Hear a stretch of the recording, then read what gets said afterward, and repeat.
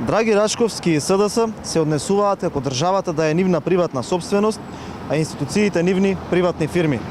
Останува сомнежот дека фирмата на кумот на Рашковски е новата перална на пари преку која се испумпуваат парите од буџетот во приватните џебови. Драги Рашковски го ангажираше својот кум Дејан Костиќ како правен застапник на генералниот секретаријат на владата, но и на неколку други институции.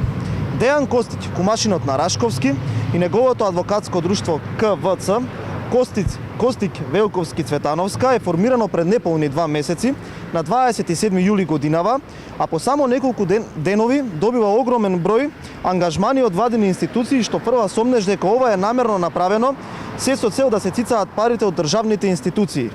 Со доаѓањето на новата власт на СДС и со дрската и безобразна смена на членовите на надзорните и на управните одбори, освен представници од владата, на седниците во овие фирми присуствувале и адвокатите од адвокатското друштво КВЦ.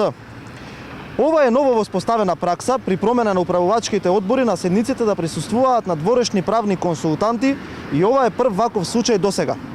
Од она што јавноста го знае досега, оваа адвокатска канцеларија за неколку часови давање услуги наплаќаше неверојатни 36.788 денари и 10.500 денари, што значи класично испумпување на средства од буџетот. Почитувани, ова е чиста кражба на народни пари.